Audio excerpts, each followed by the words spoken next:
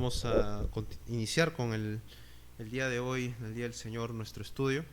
Así que acompáñenme orando, hermanos, para pedir la bendición del Señor en este tiempo. Vamos a orar. Amado Dios, te agradecemos, Señor, por tu misericordia, por tu fidelidad, por tu amor, tu misericordia, Señor, sobre nosotros, que a pesar, Señor, de ser pecadores, rebeldes delante de ti, tú tienes piedad, Señor, por medio de tu Hijo Jesucristo. No hay otra razón por la cual tu misericordia se manifiesta a nosotros, solamente es por el Evangelio, Señor. Y te agradecemos y permítenos amar ese Evangelio, Señor, que nos ha dado vida eterna. Ayúdanos en este día, Señor, en la clase de hoy para poder aprender más de tu palabra, aprender más sobre lo que tú nos has dado, Señor. Y te lo pido, Señor, que sea de bendición este tiempo y ayuda a mis hermanos también. Dame palabras sencillas en mis palabras y a mis hermanos corazones receptores, Señor, para recibirlo y entenderlo. En el nombre de Jesús te lo pedimos, Señor. Amén. Amén. Acompáñame, hermanos, a Hebreos capítulo 1, versículos 1 al 3. Hebreos capítulo 1, versículos 1 al 3.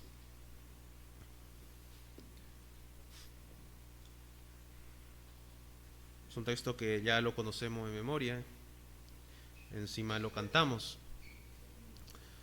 Dice la palabra de Dios solamente hasta el verso 3, dice: Dios, habiendo hablado muchas veces y de muchas maneras en otro tiempo a los padres por los profetas, en estos postreros días nos ha hablado por el Hijo, a quien constituyó heredero de todo y por quien asimismo hizo el universo, el cual, siendo el resplandor de su gloria y la imagen misma de su sustancia, y quien sustenta todas las cosas con la palabra de su poder, habiendo efectuado la purificación de nuestros pecados por medio de sí mismo, se sentó a la diestra de la majestad en las alturas.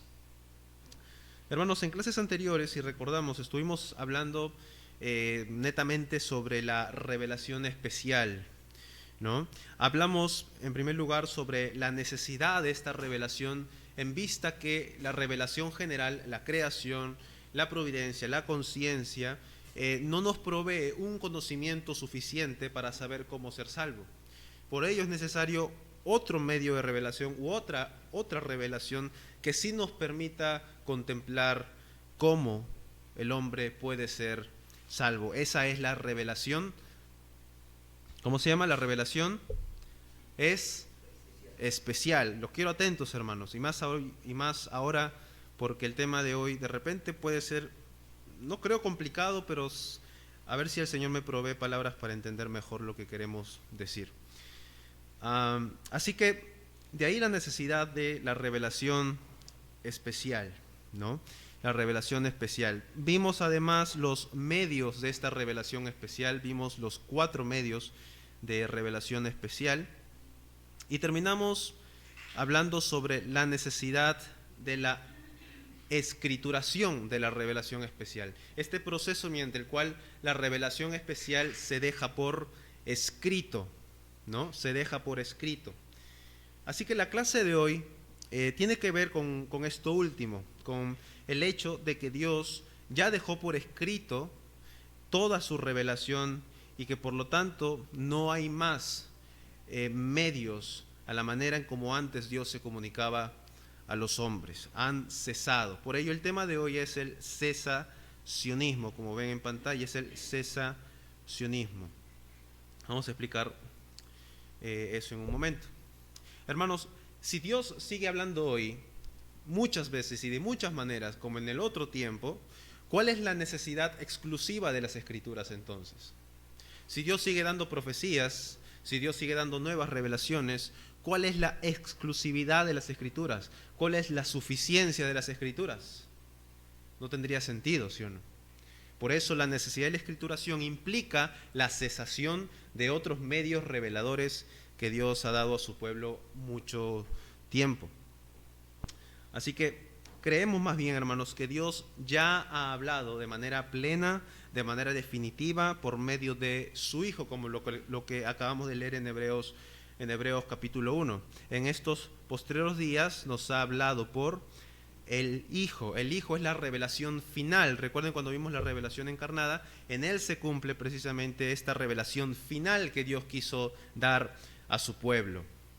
Y por medio de Él, sus apóstoles aplicaron y explicaron las palabras que Cristo dejó. Por ello, todo el Nuevo Testamento tiene que ver con la revelación de Cristo. Esta clase, hermanos, vamos a dividir en realidad en 3 clases, es decir, son 3 semanas que vamos a estar hablando sobre el tema del cesacionismo. Así que empecemos por ahí. Dios ha hablado por medio de su Hijo, y esta revelación final de Cristo fue registrada, fue explicada y aplicada por sus apóstoles que Él comisionó, ¿no? Estas verdades que estamos hablando se encuentran en la confesión de fe. Hermanos, abran sus confesiones. Nuevamente el capítulo 1. Y vamos a leer esta vez todo el capítulo 1. Todo el párrafo 1, perdón.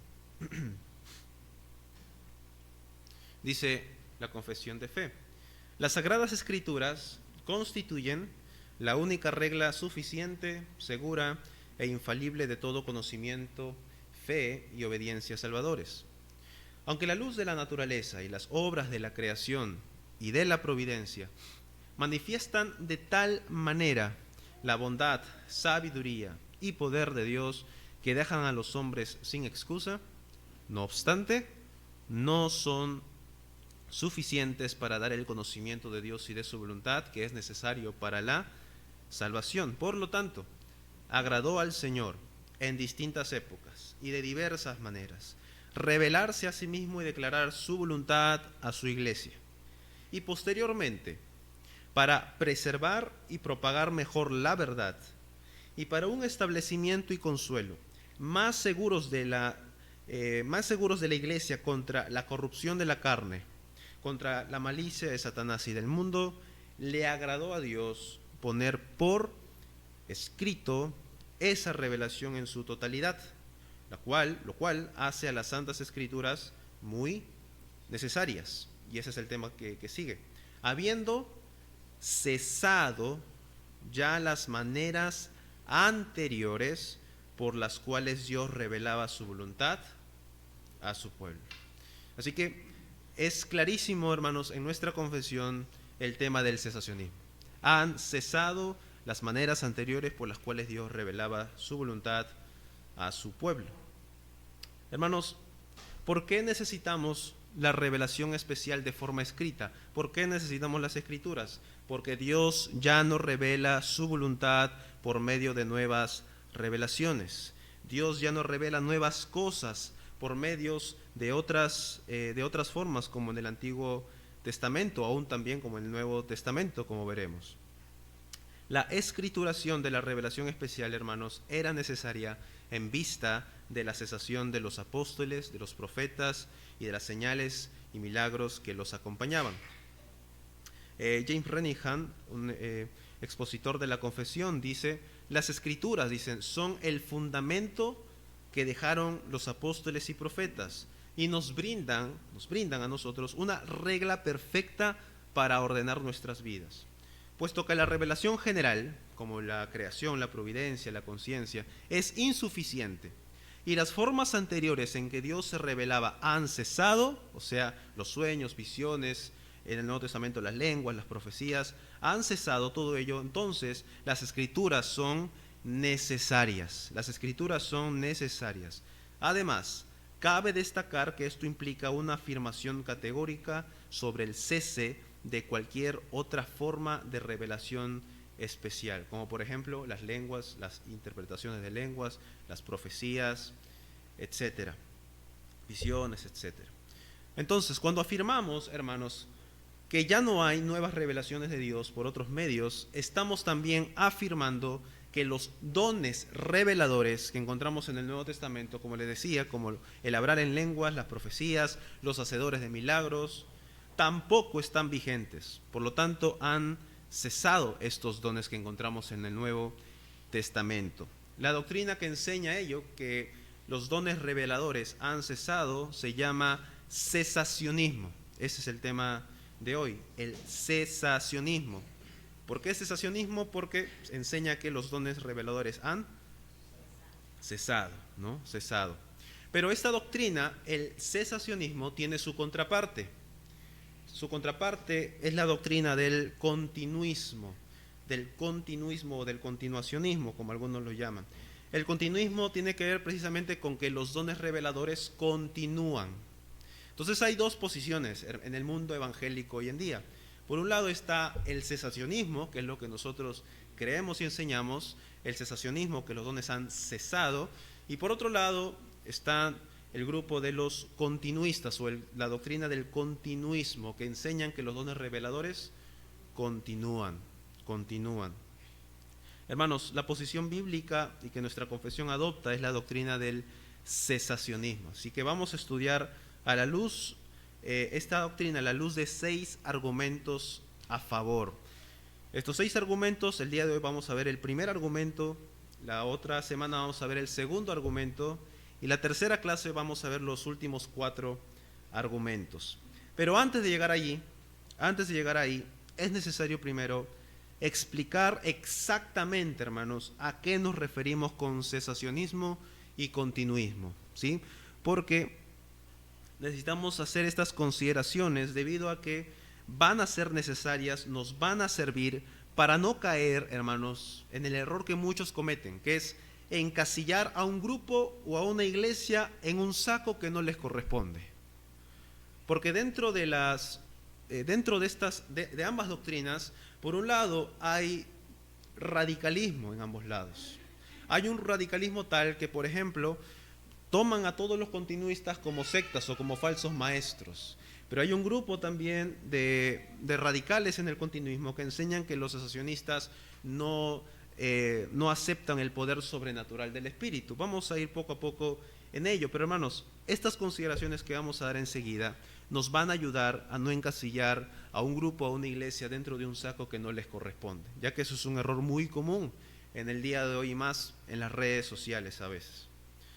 Así que, por ejemplo, algunas personas, como les decía, atacan el cesacionismo atacando argumentos que el cesacionismo no enseña, ¿no? Y sucede lo mismo, pero al revés. Muchos cesacionistas, los que están aquí, señalan a todos los continuistas como sectas, como si pertenecieran todos a los movimientos de la prosperidad. Tú escuchas, esta iglesia habla en lenguas, y a veces lo asociamos directamente como personas que están dentro del movimiento del evangelio de la prosperidad y todas estas cosas, o como si todos en la iglesia balbucearan como en otras iglesias. No todos somos lo mismo, hermanos. Debemos mantener un balance. Para ello vamos a considerar estas cosas. Primero, definamos bien el cesacionismo, ¿sí? Vamos a ver la perspectiva cesacionista. Hermanos, ¿qué queremos decir directamente con cesacionismo? Como decíamos hace un momento, es la doctrina que enseña que los dones reveladores, otros llaman los dones extraordinarios o los dones sobrenaturales, como le decía, como los apóstoles, los profetas, el don de lenguas, la interpretación de lenguas, las profecías, hacedores de milagros, hacedores de sanidades, y todo ello han cesado. Ya no están vigentes para la iglesia de hoy. Eso es el cesacionismo. Pero hermanos, uno de los argumentos que se levanta contra el cesacionismo es que esta doctrina, dicen algunos, esta doctrina limita el poder sobrenatural de Dios. Limita el poder sobrenatural de Dios, pensando que la forma de cesacionismo que nosotros enseñamos dice que Dios ya no hace milagros hoy en día, y hermanos, esto es un error. Es decir, hay un grupo de continuistas que dicen a los cesacionistas, ¿ustedes enseñan entonces que no existen milagros? ¿Nosotros qué respondemos? Yo pregunto a ustedes, hermanos, ¿Dios hace milagros hoy en día? Sí hace milagros. Hermanos, el cesacionismo que creemos, que enseñamos, diferencia dos cosas importantes. Yo quiero que presten mucha atención. Por un lado, están los hacedores de milagros, como vemos en el Nuevo Testamento. Por un lado están los hacedores de milagros, que son personas del Nuevo Testamento como los apóstoles y profetas, que por el poder del Espíritu y para acompañar su doctrina hacían milagros, sanaban, resucitaban, etc. Estos son los hacedores de milagros. Y por otro lado están los milagros en sí, que no son hechos directamente por la mano de un hombre, o no lo promociona un hombre, sino que son eventos sobrenaturales que no tienen explicación. Entonces aquí debemos diferenciar dos cosas, hermanos. Nosotros creemos que las personas que hacían milagros han cesado. Los hacedores de milagros hoy en día no existen, pero sí decimos que los milagros sí existen, son posibles, porque esto forma parte en el mundo espiritual de Dios, en el mundo sobrenatural de Dios, donde ni tú ni yo conocemos. Por eso son milagros. Por definición, un milagro es algo que no tiene explicación, ¿no? No tiene explicación. Sam Waldron dice lo siguiente, dice, Él es todavía, hablando de Dios, Dios es todavía perfectamente capaz de obrar milagros en el mundo. Y creo, dice él, que Él así lo hace ocasionalmente. Esto, sin embargo, es algo muy diferente a decir que Él continúa entregando dones milagrosos o personas milagrosamente dotadas a la iglesia. Así que, hermanos, el cesacionismo que enseñamos no niega la existencia de los milagros o la existencia de eventos sobrenaturales que no tienen explicación. Por ejemplo, algunos que atacan el cesacionismo dicen, a ver, ¿tú cómo explicas esto que pasó en tal lugar? Y nosotros tenemos que decir, es que un milagro por definición no tiene explicación. No te puedo explicar cómo ha sucedido, no tengo razón de lo que haya sucedido, pero si fue un milagro y hay testigos, es un milagro. No puedo explicar ello, ¿no? Entonces es absurdo a veces la cuestión o los cuestionamientos que se hace al cesacionismo queriendo que nosotros expliquemos los milagros cuando por definición los milagros no tienen explicación. Por lo tanto, hermanos, Dios sigue obrando soberanamente milagros que no vamos a entender. Dios sigue siendo Dios. Él puede hacer lo que quiera por el puro designio de su voluntad. Por lo tanto, el cesacionismo no ataca o no limita el poder sobrenatural de Dios. No lo limita. No lo limita. Pero lo que sí negamos es que sigan vigentes los dones milagrosos. Personas que en el Nuevo Testamento Dios dotó con dones sobrenaturales para sanar, resucitar o predecir algo que ocurriría. Hermanos, las lenguas en sí es un milagro. Porque, ¿cómo tú vas a hablar un idioma que no has estudiado de promedio? ¿No? Eso es un milagro. Pero ese milagro forma parte de un don milagroso, como el de lenguas. Y nosotros creemos que no están vigentes. No están vigentes. Vamos a estudiarlo ahí en las Escrituras. Así que, hasta aquí, hermanos, ¿queda claro el hecho de la diferencia entre milagros y los dones milagrosos? ¿Qué es lo que ha cesado, hermanos? ¿Los milagros? ¿Los milagros han cesado? No, hermanos, Dios sigue haciendo milagros. Hay muchos doctores que se sorprenden al ver que una enfermedad ha sido sanada sin ninguna explicación, sin ningún repaso previo. Pero los dones milagrosos, personas que hacían milagros, nosotros creemos que sí han cesado, porque, nuevamente vamos a ver más adelante, tenía un propósito especial. Por otro lado, algunos otros atacan el cesacionismo también, afirmando que nosotros limitamos el poder del Espíritu Santo, al negar que los dones milagrosos sigan vigentes. Limitamos, dicen ellos, el poder del Espíritu Santo. Pero, hermanos, no hay nada más alejado de la realidad que esto. Hermanos, nosotros afirmamos que vivimos en un mundo sobrenatural, en un mundo espiritual, donde Dios, bajo su providencia, obra muchas veces de formas misteriosas. Pero, hermanos, el error que cometen estas personas al reclamar eventos sobrenaturales, como por ejemplo balbucear lenguas o decir profecías, etc., estas personas confunden lo sobrenatural del Espíritu Santo con lo espectacular. ¿Notan la diferencia? Una cosa es lo sobrenatural del Espíritu Santo, que vamos a ver algunos ejemplos de lo sobrenatural del Espíritu Santo que nosotros creemos, pero a veces estas personas confunden eso sobrenatural con lo espectacular, con lo asombroso, con lo impactante a los ojos. Y a veces eso, en lugar de ser beneficioso, suele ser un engaño. Así que estas personas reducen el poder del Espíritu Santo en ver cosas espectaculares. Y no, hermanos. Lo sobrenatural y lo realmente espectacular ocurre en el corazón. Hermanos, ¿no es sobrenatural que el Espíritu convenza de pecado a un pecador ciego y muerto?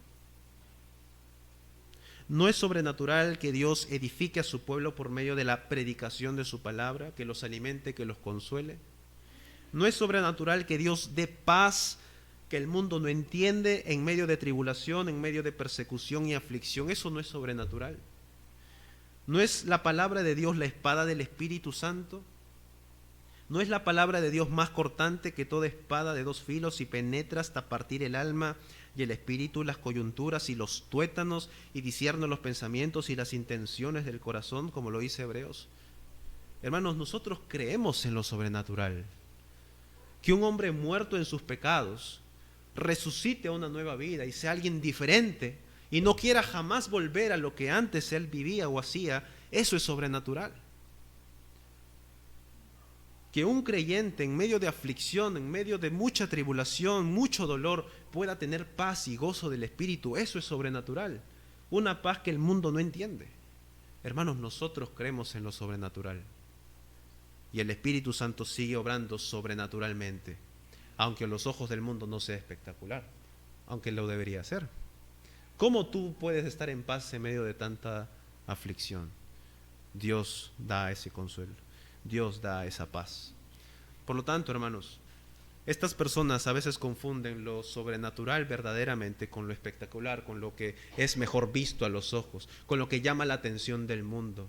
Pero a veces esa atención del mundo suele ser superficial, pasajera, como lo que ocurrió con Simón el Mago. Simón el Mago vio las señales y quiso dar dinero para también tener esas señales, porque él quería ser uno como quien tenga autoridad para darlo a otros. Y a veces las iglesias de hoy que utilizan estos o abusan de estos dones y practican de tal manera perversa a veces estos dones, solamente crean puros Simones, puros Simones. Hermanos, nosotros creemos que el Espíritu Santo sigue haciendo milagros, pero ¿saben por medio de qué? Por medio de su palabra. El Espíritu Santo sigue obrando, sigue obrando. Creemos, hermanos, en lo sobrenatural y creemos que el Espíritu Santo hace milagros al cambiar el corazón de piedra y poner un corazón de carne, al quitar la ceguera de los ojos para que vean la gloria de Cristo, para que sean salvos. Así que lo que estas personas nuevamente buscan al decir que limitamos el poder del Espíritu es experimentar nuevamente cosas espectaculares, experiencias donde hasta un incrédulo puede sentirse atraído y seducido, pero no por el poder del Espíritu, sino por el poder de la manipulación. Muchas iglesias lamentablemente que practican estas cosas y a veces de forma abusiva, lo que ellos hacen con la gente es manipularlos, contratando a veces actores para que hagan sus locuras allí y la gente ciegamente crea en estas cosas. Pero nuevamente, eso es un extremo, el ejemplo que estoy dando es un extremo, pero nuevamente existen estas cosas, hermanos. Finalmente, el cesacionismo que creemos, hermanos, noten bien, el cesacionismo que creemos no enseña que absolutamente todos los dones del Espíritu han cesado. Aquí quiero hacer una gran distinción entre los dones que estamos hablando, los dones reveladores o los dones extraordinarios y los dones ordinarios. Noten la diferencia. Los dones extraordinarios, que son estos, la lengua, las profecías, etc., y los dones ordinarios. ¿Qué son los dones ordinarios? Bueno, son los dones del Espíritu Santo que se da a todos y a cada uno de los creyentes. Se les llama ordinarios porque son naturales, son habituales, no son espectaculares a los ojos. A veces hasta un incrédulo puede tener este tipo de habilidad, aunque no como don del Espíritu, sino como parte de repente de su personalidad o algo parecido, pero no como un don del Espíritu. Pero se les llama ordinarios nuevamente porque son así, naturales, habituales. Son ordinarios porque no existe un miembro que no tenga además al menos uno de ellos. Acompáñenme a 1 de Pedro capítulo 4, versículos 10 y 11 y veamos esta lista de dones. 1 de Pedro capítulo 4, 10 y 11.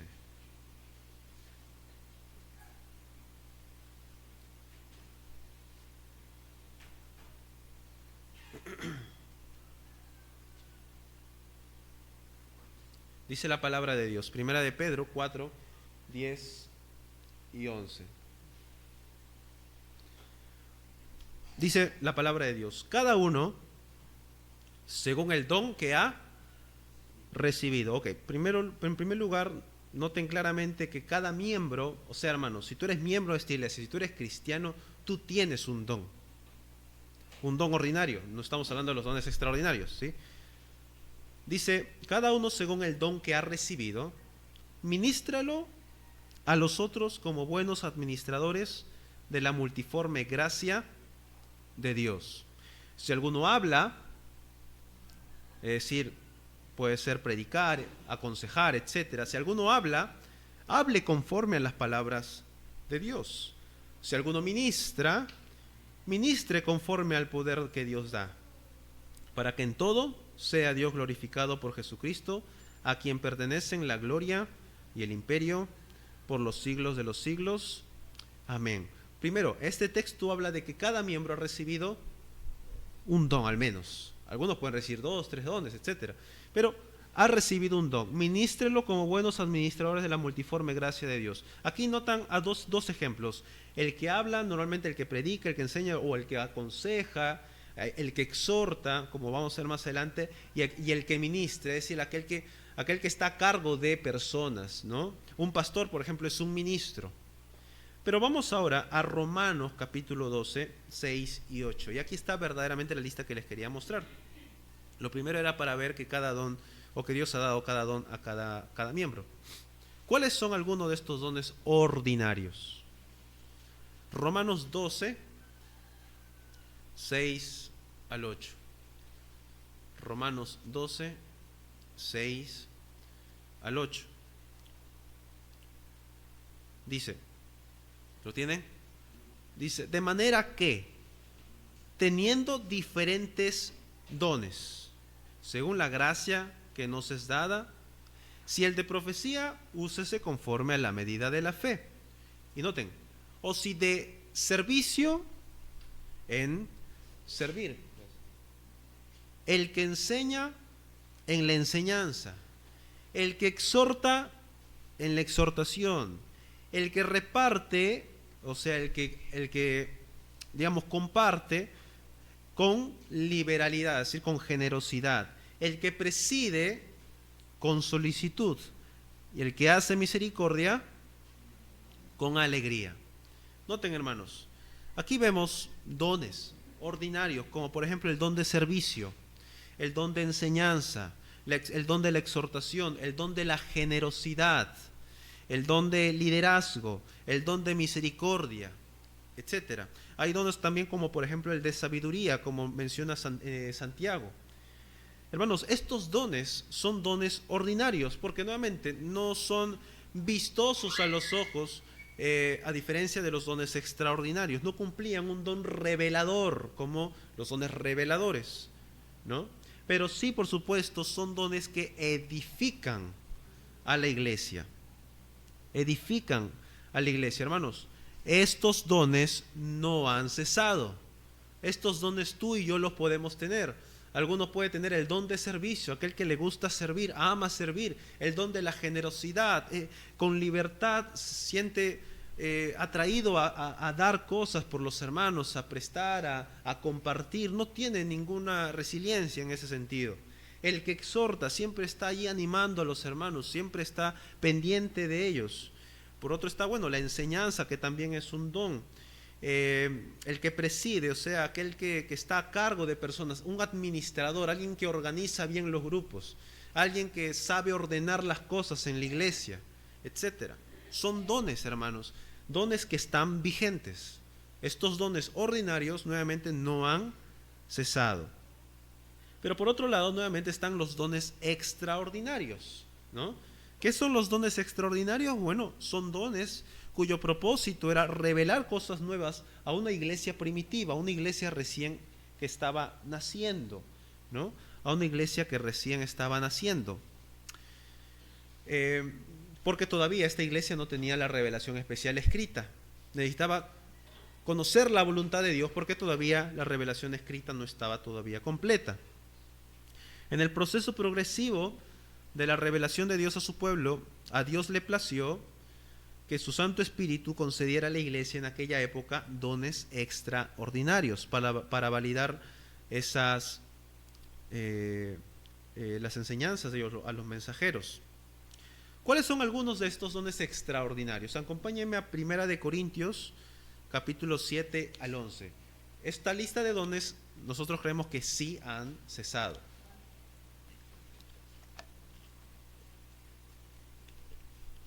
Primera de Corintios, capítulo 12, 7 al 11.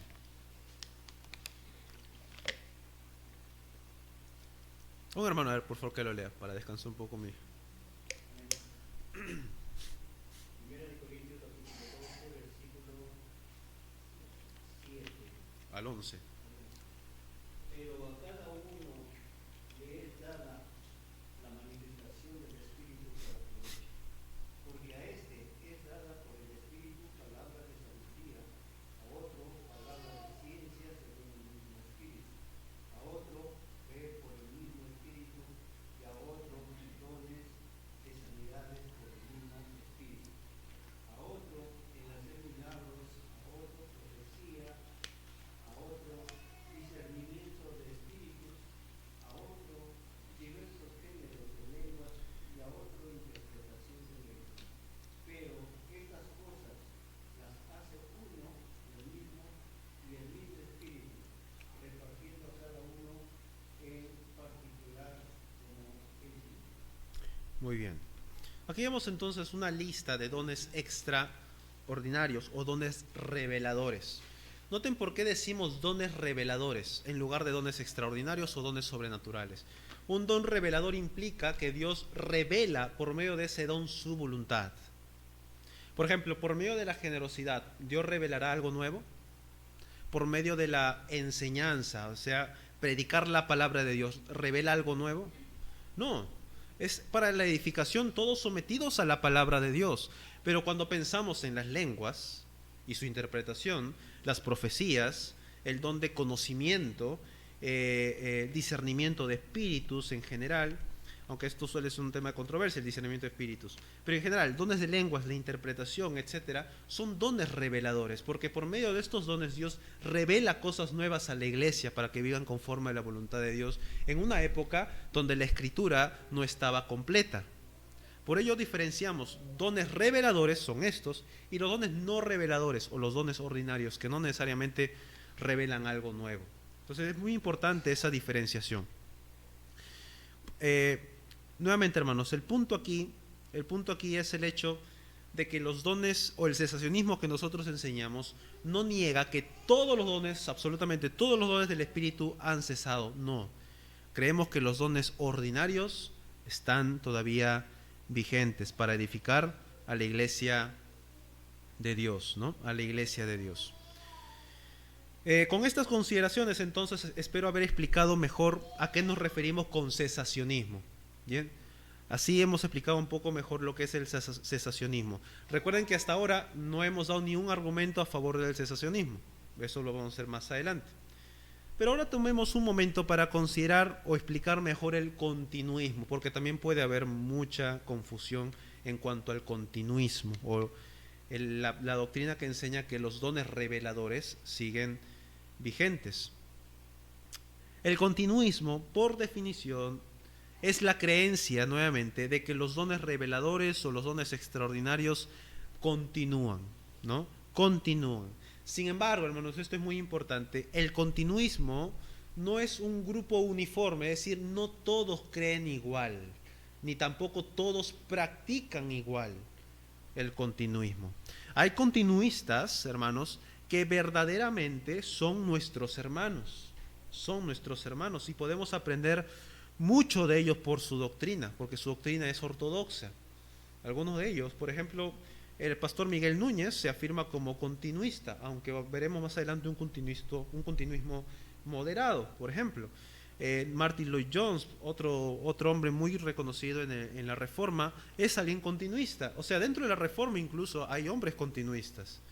Pero nuevamente, por eso es necesaria una buena definición de ello, o niveles en cuanto a la creencia del continuismo y su práctica, para no encasillar lo que yo les decía anteriormente, no encasillar a todos ellos en un saco que no les corresponde. Así que por un lado hay hombres buenos, fieles, que son continuistas, que podemos aprender mucho de ellos, pero también hay continuistas que verdaderamente son falsos maestros, que verdaderamente son herejes. Y aquí, hermanos, el pastor Taylor Walls divide en 4 las principales corrientes dentro del continuismo. 4 corrientes principales, o podemos llamar de repente 4 niveles de continuismo. 4 niveles de continuismo. Pensemos en el primero. El primer grupo podemos llamarlo el carismático radical. El carismático radical. Este es, por definición, es el radical. Estos sostienen que los dones continúan, obviamente, pero, hermanos, distorsionan su uso bíblico. Los distorsionan completamente. Las lenguas en estos grupos suelen entenderse como sonidos sin significado. Se promueven manifestaciones como la risa incontrolable, convulsiones u otras prácticas extrañas. Muchos afirman la existencia de apóstoles, ¿no? Hoy consideran las lenguas como una señal indispensable de una verdadera fe, estos grupos. O sea, si tú hablas en lenguas, tú eres un creyente, y si no lo hablas, preocúpate. Teológicamente, hermanos, es un grupo muy diverso también. Dentro de estos grupos hay unitarios, hay trinitarios, algunos son arminianos y otros son promotores del evangelio de la prosperidad. Algunos actúan con intenciones abusivas, mientras que otros lo hacen por ignorancia bíblica, aunque esa ignorancia no deja de ser grave. Estos son los carismáticos radicales. Ese es el primer grupo, carismático radical. Y esto creo que lo hemos visto mucho de nosotros, porque bueno, en redes sociales, como mismo Pablo dice, van a pensar que ustedes son locos, y literalmente la gente se burla y realmente creen que son locos por hacer muchas locuras. El segundo nivel, por llamarlo así, la segunda corriente, podemos llamar el carismático evangélico. Carismático evangélico. Bueno, esta persona o estos grupos afirman y practican los dones milagrosos, pero dentro de un marco más cercano a la ortodoxia, es decir, no llega a ser radical como convulsiones, risas santas y todas estas cosas. Existe un fuerte énfasis en las lenguas de parte de ellos, estos grupos evangélicos, y se practica activamente, aunque nuevamente sin lucir radicalmente como el primer grupo, ¿no? Practican la profecía en algunos casos, algunos creen en el apostolado, aunque otros no. Pero es un grupo muy amplio, es un grupo muy mixto. Incluye desde quienes minimizan la autoridad de las Escrituras hasta hermanos genuinos que afirman doctrinas bíblicas sólidas y toman en serio la palabra de Dios. Es decir, el carismático evangélico le ha bajado un cambio a un carismático radical. Todavía practica las lenguas, las profecías, pero no como a la manera de estos grupos radicales, ¿no? En convulsiones y todo ello. Entonces podemos llamarlo carismático evangélicos, más dentro de un marco moderado, por así decirlo, o cercano a la ortodoxia. Luego, el tercer grupo, están allí los continuistas moderados. Continuistas moderados. Bueno, este grupo cree nuevamente en la vigencia de los dones, siguen siendo continuistas, cree en la vigencia de los dones reveladores, pero intenta sujetar la práctica de estos dones a los principios bíblicos, ¿no? A los principios bíblicos, especialmente en el culto público. En algunas iglesias estos dones no se manifiestan con frecuencia y cuando lo hacen se busca orden, se busca discernimiento, edificación, evitando excesos y sensacionalismo. Es un grupo nuevamente moderado. No vas a ver en su iglesia todos los domingos, ni de repente por meses, hasta por años, que ocurran estos dones milagrosos, pero creen que existen en algún momento ocurre, ¿no? En algún momento ocurre. Es un continuista moderado, no le da el valor que los dones merecen. Ellos practican el evangelio. Como le decía el pastor Miguel Núñez, él se considera así un continuista moderado, y cuando tú ves sus predicaciones o tú ves sus cultos, no vemos nada de eso, ¿verdad? Pero en ciertos momentos puede que hayan ocurrido estos dones según su creencia, pero son moderados, o sea, tú los ves y parece una iglesia como la nuestra. Así que es un continuista moderado, cree en los dones reveladores, y en algún momento puede que se practique, pero está sujeto a la práctica bíblica, ¿no? Está sujeto. Nuevamente, este grupo le ha bajado un cambio al carismático evangélico, ¿no? Le ha bajado. Y el último grupo podemos llamarlo el abierto pero cauteloso. Abierto pero cauteloso. O sea, este grupo no ha tomado todavía una posición definida en el debate. Algunas personas son teológicamente continuistas, es decir, creen que los dones siguen vigentes, los dones reveladores siguen vigentes, pero en la práctica viven como cesacionistas, o sea, nunca han experimentado ningún don, ni el don de lenguas, ni profecía, no lo han experimentado nunca en su vida, no lo han visto vívidamente, pero tiene una teología continuista, cree que los dones siguen vigentes, ¿no? Y debido a los abusos y excesos vistos en otros grupos, mantienen una postura muy prudente frente a cualquier supuesta manifestación del Espíritu. Es decir, si él ve, por ejemplo, que se escuchó que en una iglesia se hizo el don de lenguas, por ejemplo, él no dice así, sí, no. Él vamos a ver, es cauteloso, ¿no? Es cuidadoso con lo que afirma y con lo que no afirma, ¿no? Pero teológicamente, él cree todavía que los dones reveladores continúan, pero es cauteloso. No se fía rápidamente de que lo que sucedió en tal lugar es verdaderamente la manifestación del Espíritu, ¿no?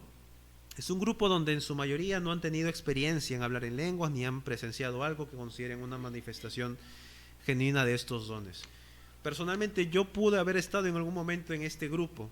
No tenía teológicamente una postura bien cesacionista, todavía creía que los dones reveladores, aunque creía en los dones reveladores, pero nunca lo he experimentado. Entonces era como que abierto pero cauteloso. Pero hoy, ya con los argumentos que vamos a demostrar en estas semanas, verdaderamente la Escritura afirma el cesacionismo, ¿no? Afirma el cesacionismo. Así que, hermanos, con esta división que hemos hecho de las principales corrientes en la doctrina continuista, nos podemos dar cuenta, hermano, tú te puedes dar cuenta que no todos los que creen que los dones reveladores siguen vigentes son herejes, ¿sí o no? No todos son herejes, no todos son falsos maestros, pero tampoco no todos son nuestros hermanos. Hay buenos hermanos que tienen una doctrina continuista, sin embargo nosotros creemos, hermanos, que la doctrina correcta y fiel en la Escritura es el cesacionismo. Dicho esto, vamos a considerar ahora los 6 argumentos a favor del cesacionismo. Pero debido al tiempo, vamos a ver solamente el primer argumento. El primer argumento. La próxima semana veremos el segundo argumento porque es el más largo, digamos. Y en la tercera semana hablaremos los últimos 4, son más cortos. El primer argumento, hermanos, y yo quiero que presten atención a este argumento, porque es muy importante. El primer argumento a favor del cesacionismo es entender la naturaleza pactual de la revelación especial. La naturaleza pactual, es decir, el primer argumento a favor de que los dones reveladores o los medios de revelación ya no están vigentes es al entender que la revelación especial está sujeta a los pactos de Dios. A los pactos de Dios. Voy a explicar con sencillas palabras porque esto entra dentro del tema de la teología del pacto y necesitamos aprender primero ello. Pero espero ser lo más claro posible. Hermanos, piensa conmigo.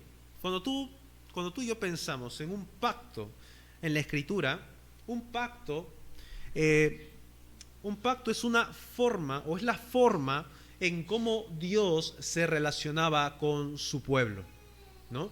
La forma en cómo Dios se relacionaba con su pueblo. Por ejemplo, nosotros estamos bajo el pacto de gracia, o bajo, según las palabras del Señor Jesús, bajo el nuevo pacto que fue hecho en su sangre.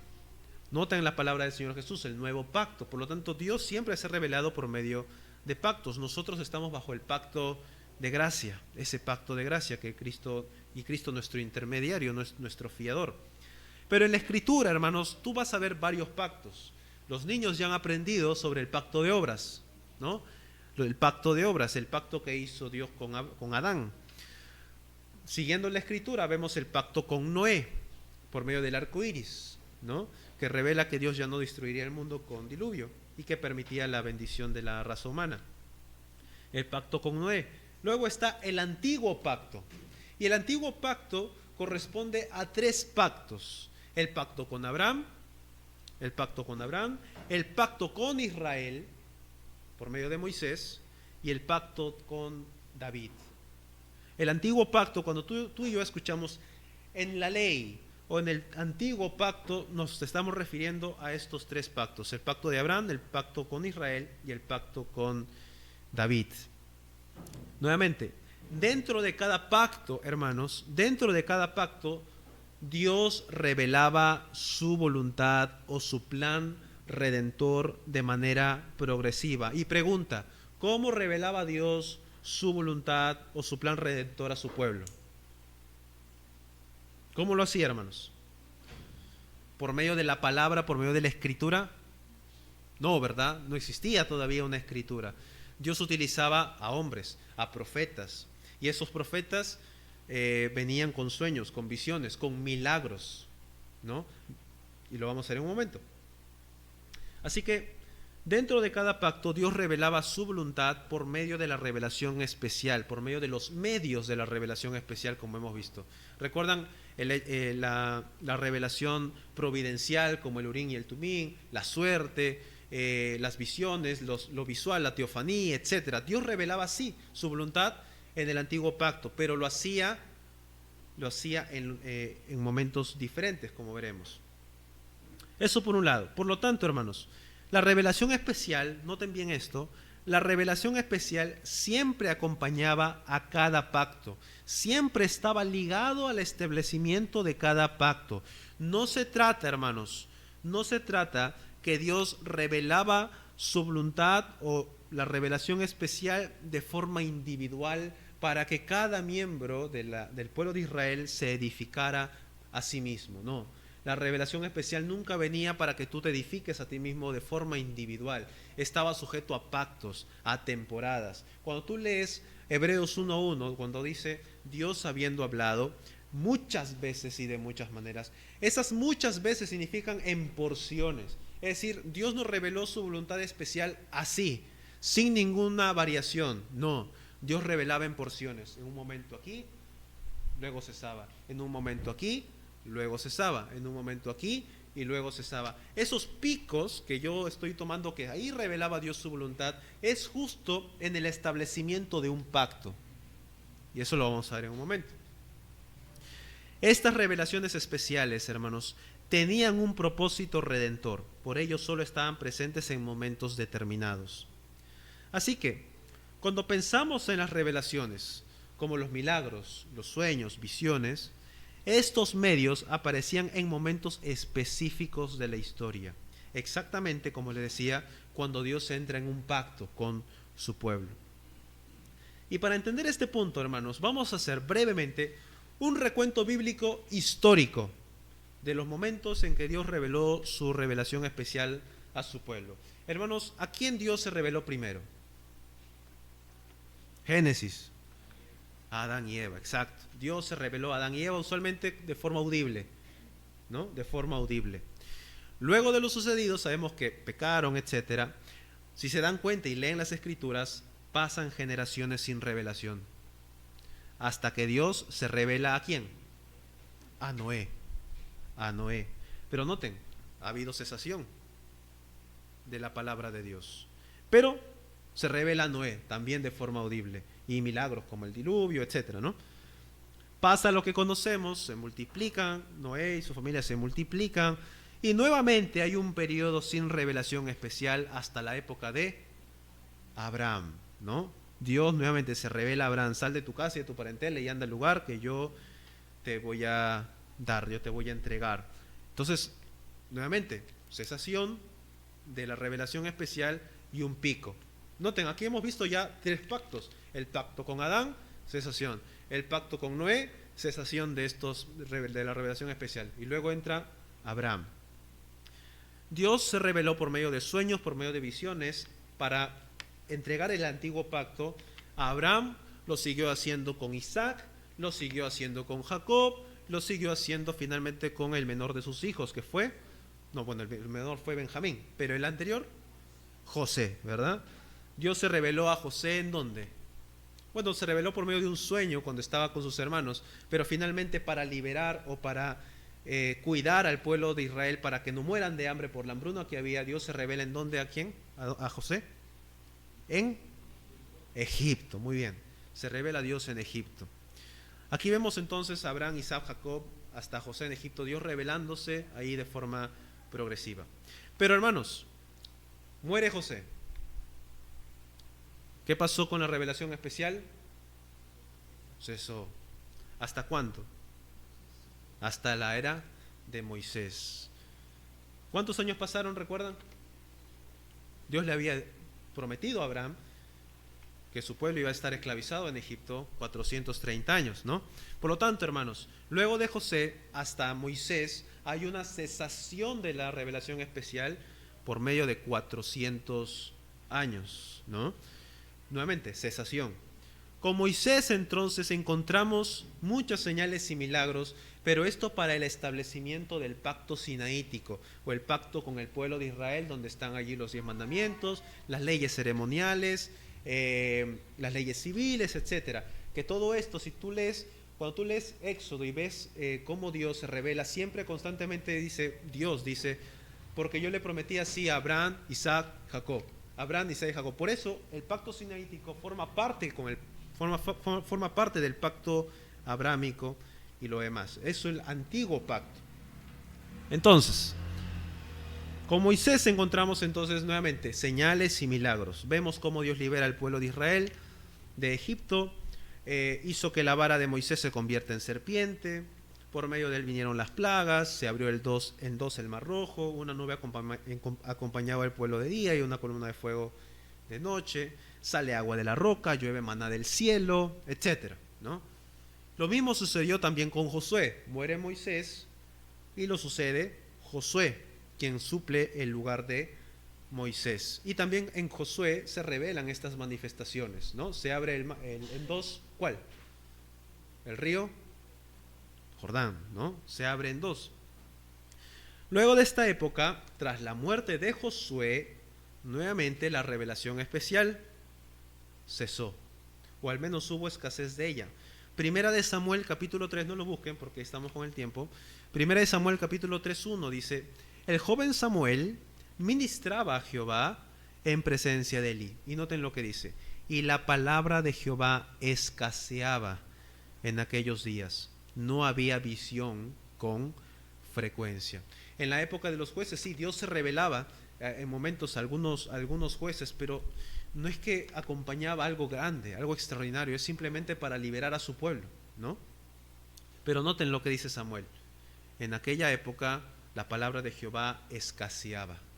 Entonces hubo una especie de cesación luego de Josué.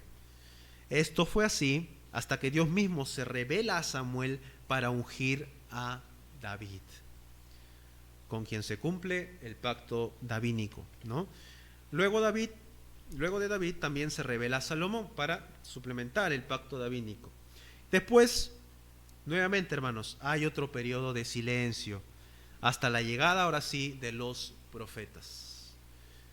¿No? El primer profeta, hermanos, que conozcamos como profeta, Elías, el profeta Elías. Elías, luego le sucedió Eliseo, ambos hacen señales, milagros. Isaías, el profeta Jeremías y Daniel. ¿Recuerdan dónde estaba Daniel, hermanos? ¿Dónde se revela Dios a Daniel? ¿Estaba en Jerusalén? Ah, no. Babilonia. Exacto, estaba en Babilonia Daniel. ¿Y por qué estaba en Babilonia Daniel? Porque el pueblo de Israel había sido exiliado. El templo de Jerusalén había sido destruido por los babilonios y fueron exiliados a Babilonia y eran esclavos allí. Entonces Daniel, digamos, fue el último profeta a quien Dios se reveló luego del exilio, ¿no? Luego del exilio.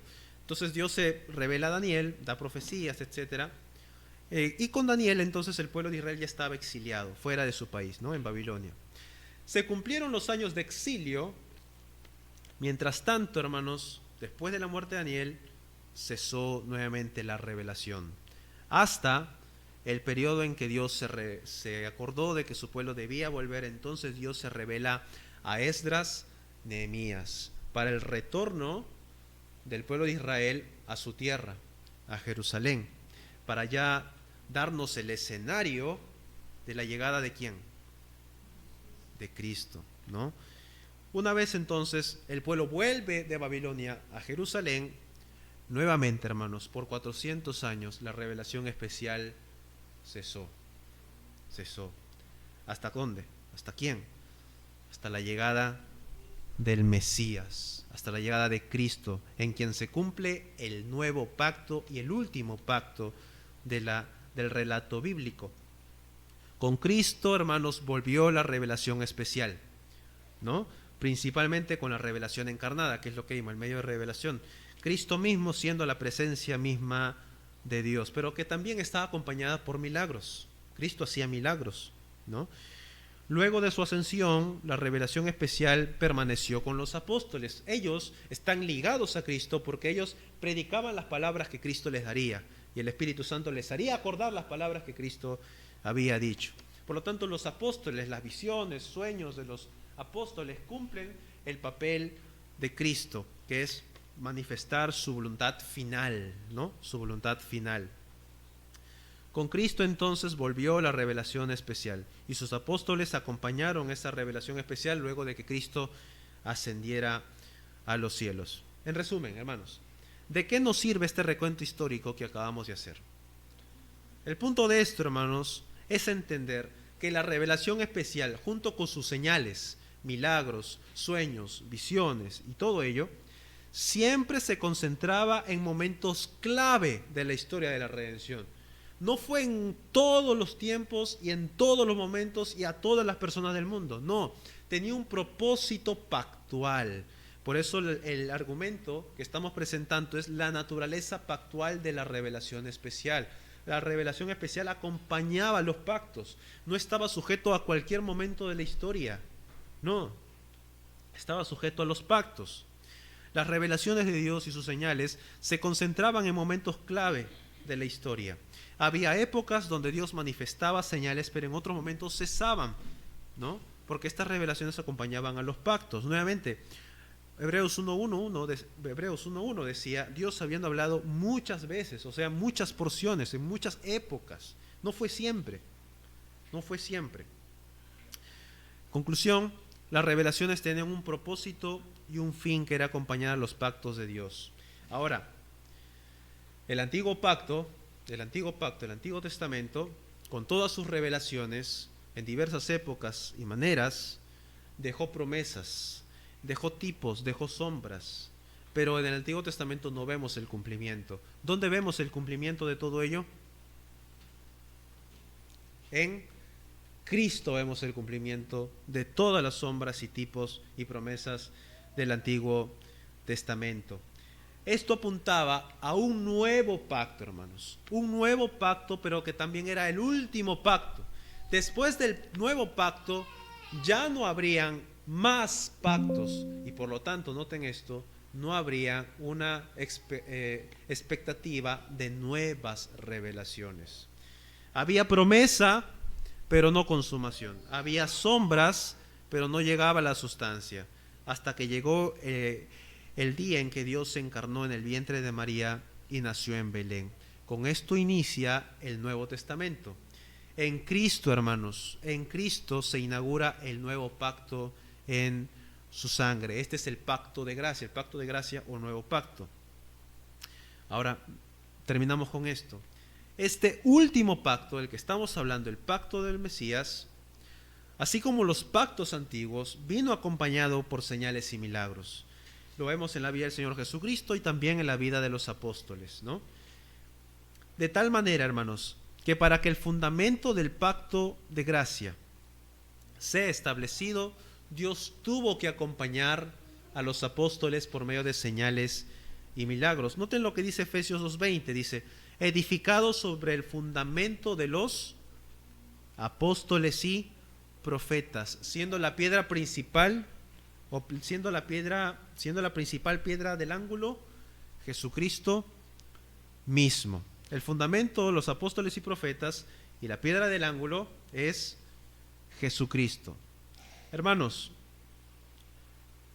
estos dones reveladores que estamos hablando y que hemos visto hace un momento,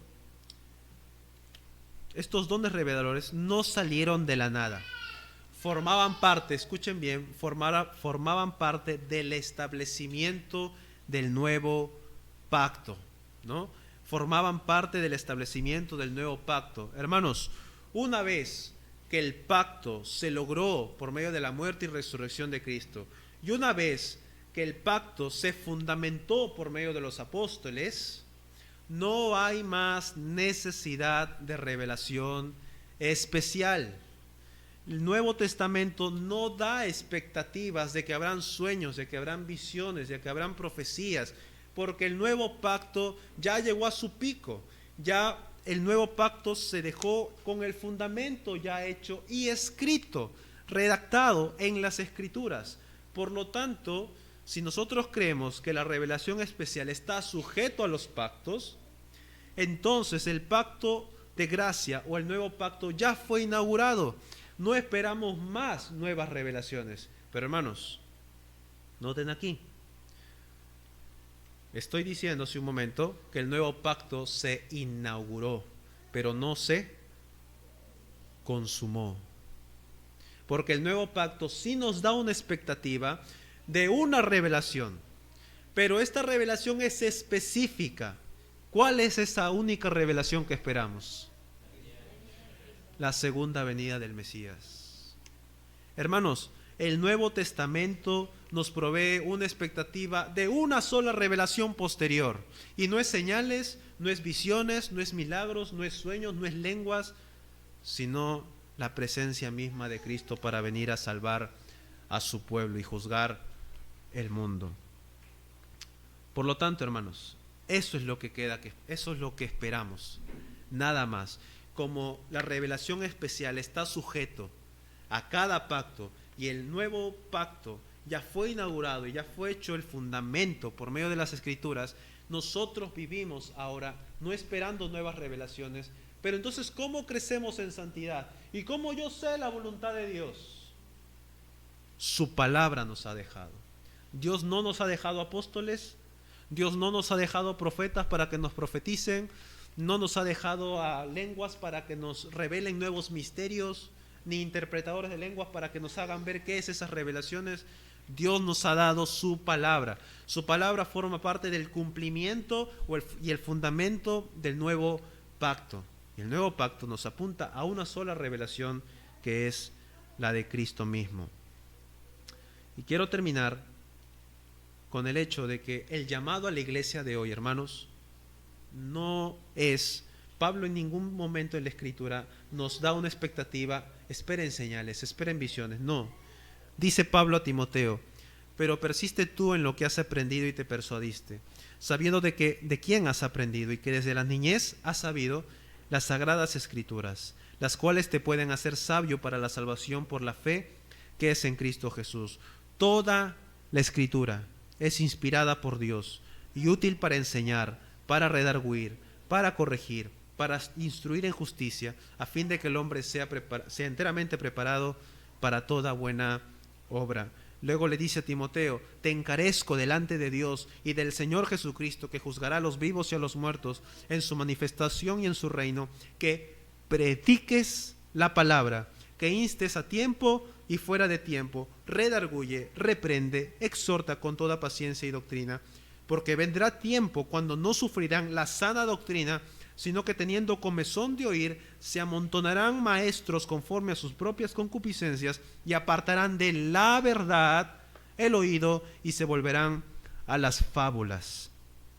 Luego dice en Tesalonicenses Pablo: así que, hermanos, estad firmes y retened la doctrina que habéis aprendido, sea palabra o por carta nuestra. Y noten finalmente lo que dice primera de Juan: hijos míos, vosotros sois de Dios y los habéis vencido, porque mayor es el que está en vosotros que el que está en el mundo. Ellos son del mundo, por eso hablan de parte del mundo y el mundo los oye. Noten ahora, nosotros somos de Dios. El que conoce a Dios nos oye. ¿Quién era Juan? Un apóstol. Y su función como apóstol era dejar el fundamento. Por lo tanto, este llamado dice: nosotros somos de Dios, y el que conoce a Dios nos oye. Es decir, el que conoce a Dios se sujeta a las palabras de los apóstoles. Hermanos, ¿por qué leo estos versículos? Porque el llamado a la iglesia del nuevo pacto, es someterse a la palabra de Dios y nada más. No esperamos nuevas revelaciones. Pablo en ningún momento a Timoteo les dice que sigan hablando en lenguas o nos da una expectativa de que vendrán nuevas profecías y nuevas señales.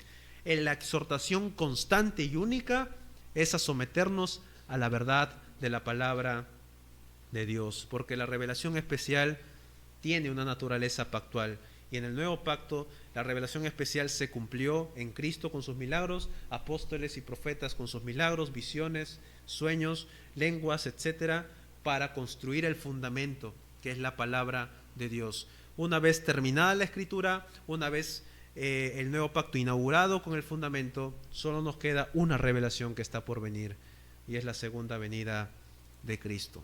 No hay más revelaciones que estemos esperando. Vamos a orar, hermanos. Te agradezco al Señor. Amado Dios, gracias por tu palabra y gracias por este tiempo que nos das para pensar en estas cosas tan importantes, porque el propósito de nuestra enseñanza es valorar tu palabra, porque tu palabra es la palabra profética más segura. Ayúdanos a valorar tu palabra y no guiarnos por experiencias, ni guiarnos por cosas que no son de ningún tipo de edificación para nosotros. Ayúdanos, Señor. Gracias por este tiempo y ayuda a nuestros hermanos. En el nombre de nuestro Señor Jesucristo. Amén. Y hermanos, nos preparamos para nuestro culto.